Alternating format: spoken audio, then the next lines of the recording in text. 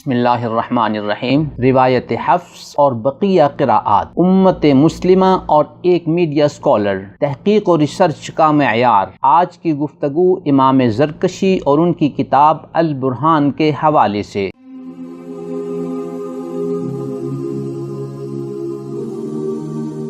ہم جو قرآن کریم کی تلاوت کرتے ہیں یہ امام حفص کی روایت ہے۔ دیگر قراءات جو مختلف ممالک میں پڑھی جاتی ہیں، جس کا نمونہ آپ محافل قراءات میں سنتے رہتے ہیں، ان کی بابت ایک BA پاس میڈیا اسکالر کا کہنا ہے کہ یہ قرآن نہیں ہے۔ اس سلسلے میں انہوں نے امام زرکشی کی کتاب البرہان جلد 1 صفحہ 331 کے حوالے سے ابو عبد الرحمن السلمی رحمہ اللہ کا قول پیش کیا ہے، میزان صفحہ 28-29 پر، اور اپنی کتاب مقامات کے صفحہ 158-159 پر۔ اس سلسلے میں ہم 5 گزارشات آپ کی خدمت میں پیش کریں گے، جن کی روشنی میں آپ موصوف میڈیا اسکالر کی تحقیق و ریسرچ کا معیار معلوم کر سکیں گے۔ گزارش نمبر 1، میڈیا اسکالر نے یہ حوالہ پیش کرنے میں پہلی خیانت تو یہ کی کہ ابو عبد الرحمن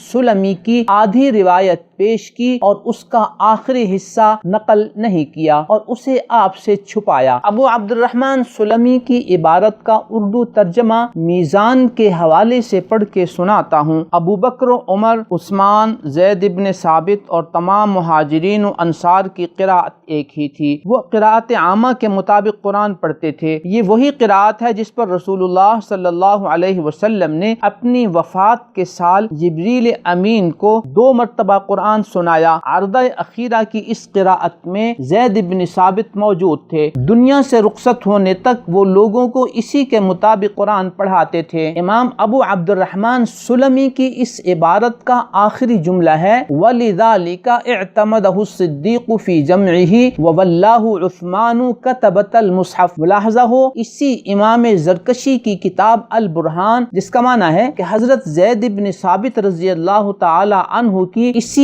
اہمیت کے پیش نظر کہ وہ نبی اکرم صلی اللہ علیہ وسلم کے آخری دور میں جبریل علیہ السلام سے قرآن کریم کے مذاکرے کے دوران موجود تھے، سیدنا ابوبکر صدیق رضی اللہ تعالی عنہ نے اپنے دور میں جمع قرآن کی ذمہ داری سیدنا زید بن ثابت رضی اللہ تعالی عنہ کے سپرد کی، اور سیدنا عثمان بن عفان رضی اللہ تعالی عنہ نے جب اس کے مختلف نسخے تیار کرائے تو ان کاتبین کی سرپرستی سیدنا زید بن ثابت رضی اللہ تعالیٰ عنہ کے سپرد کی۔ اس بات کا تذکرہ صحیح بخاری کی روایت نمبر 4679، 4986، 7191، نیز 4987، 4984 اور 3506 میں موجود ہے۔ یہاں یہ بات بھی واضح رہے کہ عہد صدیقی اور عہد عثمانی میں جمع قرآن کی ان تمام روایات کو موصوف میڈیا اسکالر تسلیم نہیں کرتے، اور وہ اپنی کتاب میزان کے صفحہ 31 پر ان روایات کے بارے میں یہ کہتے ہیں کہ یہی معاملہ ان روایتوں کا بھی ہے جو سیدنا صدیق اور اس کے بعد سیدنا عثمان کے دور میں قرآن کی جمع و تدوین سے متعلق حدیث کی کتابوں میں نقل ہوئی ہیں، اور انہی روایتوں کے بارے میں وہ یہ کہتے ہیں یہ روایتیں اس کے برخلاف ایک دوسری ہی داستان سناتی ہیں جسے نہ قرآن قبول کرتا ہے نہ عقل عام ہی کسی طرح ماننے کے لیے تیار ہو سکتی ہے۔ یہاں میڈیا اسکالر کے فالوور بجا طور پر ان سے سوال کرتے ہیں کہ امام ابو عبد الرحمن سلمی کی روایت کا پہلا حصہ اگر آپ کے لیے قابل قبول ہے، قابل استدلال ہے، تو اس کا آخری حصہ جسے آپ نے چھپایا ہے وہ ناقابل استدلال اور ناقابل قبول کیوں ہے؟ آپ نے پہلا حصہ تو بتا دیا اور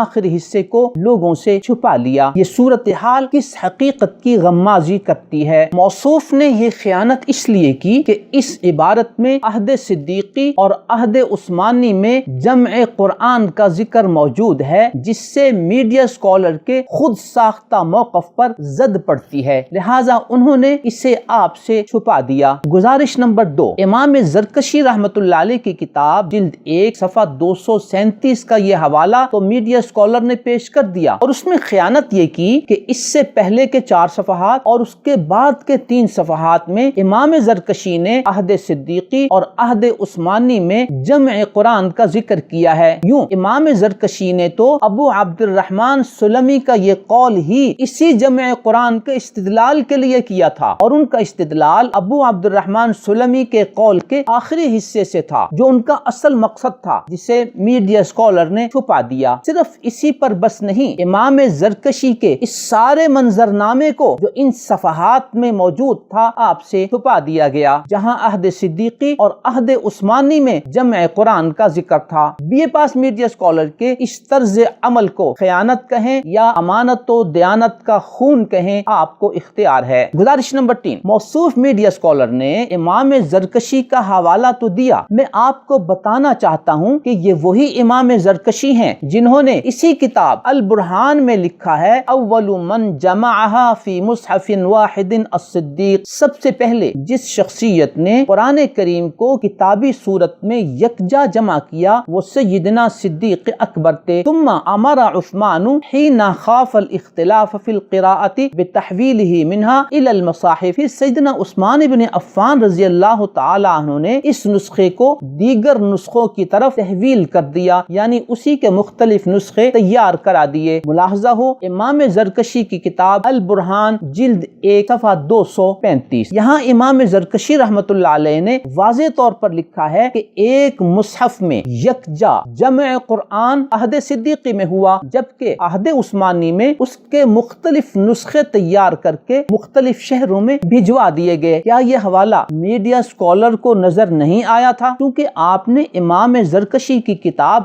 البرہان سے اپنے مطلب کی ایک بات تو نقل کی اور وہ بھی آدھی، اور امام زرکشی کے اس واضح موقف کو اپنے قارئین سے چھپانا علم خیانت نہیں ہے؟ گزارش نمبر 4، یہ وہی امام زرکشی ہیں جنہوں نے اسی کتاب البرہان جلد 1 صفحہ 227 پر قراءات کے بارے میں لکھا ہے وقد اجمع المسلمون فی هذه الاعصار على الاعتماد على ما صح عنهم، مسلمانوں کا ان ادوار میں اجماع ہو چکا ہے کہ جو کچھ ان ائمہ سے منقول ہے یہ سب کچھ صحیح ہے۔ وکان الانزال على الاحرف السبعة توسعة من اللہ ورحمة على الامة، 7 حروف میں اس کو پڑھنے کی اجازت دینا یہ اللہ رب العزت کی طرف سے امت کے لیے کشادگی تھی اور امت پر رحمت کا معاملہ تھا۔ ملاحظہ ہو البرہان جلد 1 صفحہ 227، یہاں وہی امام زرکشی ہیں جو قراءات 7 کے صحیح ہونے پر امت کا اجماع نقل کر رہے ہیں اور اسے امت پر اللہ تعالیٰ کی رحمت قرار دے رہے ہیں، جبکہ B A pass media scholar نے امام زرکشی کا یہ موقف آپ سے چھپایا کیونکہ اس سے ان کے استشراقی موقف پر زد پڑتی تھی، جس میں وہ دعویٰ کرتے ہیں کہ روایت حفظ کے علاوہ بقیہ قراءات قرآن نہیں ہیں۔ نیز انہی امام زرکشی نے قراءات 7 کے صحیح ہونے پر اجماع نقل کرتے ہوئے مزید لکھا ہے وقد انعقد الاجماع على صحت قراءت هؤلاء الائمة، اس بات پر اجماع منعقد ہو چکا ہے کہ ان ائمہ کی قراءت درست ہے، وانها سنت متبعۃ، اور یہ ایک متفقہ چلا ہوا طریقہ آ رہا ہے۔ ملاحظہ ہو برہان جلد 1 صفحہ 322۔ B A pass media scholar نے امام زرکشی کا یہ موقف بھی آپ سے چھپایا کیونکہ اس سے قراءات کی بابت ان کے استشراقی موقف پر زد پڑتی تھی، جس میں انہوں نے امت اسلامیہ کے اس اجماعی موقف کو تسلیم نہیں کیا اور اپنی کتاب میزان کے صفحہ 27 پر لکھا قرآن صرف وہی ہے جو مصحف میں ثبت ہے اور جسے مغرب کے چند علاقوں کو چھوڑ کر پوری دنیا میں امت مسلمہ کی عظیم اکثریت اس وقت تلاوت کر رہی ہے۔ یہ تلاوت جس قراءت کے مطابق کی جاتی ہے اس کے سوا کوئی دوسری قراءت نہ قرآن ہے اور نہ اسے قرآن کی حیثیت سے پیش کیا جا سکتا ہے۔ یہی میڈیا اسکالر اپنی کتاب مقامات پر لکھتے ہیں یہ تلاوت جس قراءت کے مطابق کی جاتی ہے اسے قراءت عامہ کہا جاتا ہے، اس کے سوا کوئی دوسری قراءت نہ قرآن ہے اور نہ اسے قرآن کی حیثیت سے پیش کیا جا سکتا ہے۔ گزارش نمبر 5، یہی امام زرکشی اپنی اسی کتاب البرہان جلد 1 صفحہ 318 میں لکھتے ہیں ان القراءات 7 متواترۃ عند الجمہور، کہ قراءات 7 جمہور کے نزدیک متواتر ہیں۔ وہ مزید لکھتے ہیں والتحقیق انہا متواترۃ عن الائمۃ 7، تحقیق کی بات یہ ہے کہ انہی 7 اماموں سے یہ قراءات تواتر کے ساتھ منقول منقول ہیں۔ یوں امام زرکشی رحمۃ اللہ علیہ نے ان قراءات سبعہ کو متواتر تسلیم کیا ہے۔ آپ غور فرمائیں کہ B A pass media scholar نے امام زرکشی کا یہ موقف اور یہ حوالہ آپ سے کیوں چھپایا ہے؟ کیونکہ اس سے ان کے استشراقی موقف پر زد پڑتی تھی، جس میں وہ صرف روایت حفص کو ہی متواتر مانتے ہیں، جیسا کہ انہوں نے اپنی کتاب میزان کے صفحہ 29 پر لکھا ہے۔ چنانچہ صحابہ کرام کے زمانے سے لے کر آج تک مسلمانوں کا قولی تواتر صرف اسی قراءت کو حاصل ہے۔ ہمارے علماء اسے قراءت حفص کہتے ہیں، گویا کہ وہ قراءت حفص ہی کو متواتر مانتے ہیں، بقیہ قراءات کو وہ متواتر نہیں مانتے، جبکہ امام زرکشی رحمت اللہ علیہ تو اپنی کتاب البرہان میں ان قراءات سبعہ کو متواتر تسلیم کرتے ہیں۔ الغرض امام زرکشی رحمت اللہ علیہ اور ان کی کتاب البرہان کے یہ سارے کے سارے حوالے B A pass media scholar کے حق میں جاتے ہیں یا ان کے خلاف جاتے ہیں۔ یوں محترم سامعین، B A pass media scholar کا اپنی کتاب میزان صفحہ 28 اور مقامات صفحہ 158 159 پر زرکشی کی کتاب البرہان صفحہ 237 کے حوالے سے امام ابو عبد الرحمن سلمی کی آدھی بات نقل کرنا اور بقیہ آدھی بات کو چھپانا، نیز امام زرکشی کی اس کتاب میں ابو عبد الرحمن سلمی کے قول کے سارے منظرنامے کو آپ سے چھپانا، جس میں امام زرکشی نے عہد صدیقی اور عہد عثمانی میں جمع قرآن کا ذکر کیا ہے، نیز امام زرکشی نے قراءات سبعہ کے صحیح ہونے پر اجماع نقل کیا ہے، نیز وہ ان قراءات سبعہ کو متواتر قرار دیتے ہیں۔ ان ساری باتوں کو آپ سے چھپانا کیا اس حقیقت کی غمازی نہیں کرتا کہ دال میں کالا کالا ہے؟ لہٰذا موصوف میڈیا اسکالر کے اس موقف میں کیا علمی وزن رہ جاتا ہے کہ صرف روایت حفص ہی قرآن ہے اور بقیہ قراءات قرآن نہیں ہیں؟ اس صورتحال میں B A pass media scholar کی تحقیق و ریسرچ کی داد دی جائے یا ان کی خیانت کا ماتم کیا جائے، فیصلہ آپ نے کرنا ہے۔ نیز سوچئے کہ کیا ایسے شخص کی بقیہ تحقیق و ریسرچ، اس کی تقریر و تحریر، اس کے حوالے اور ریفرنسز پر اعتماد کیا جا سکتا ہے؟ نظروا للطيبة ونور طه يسطعون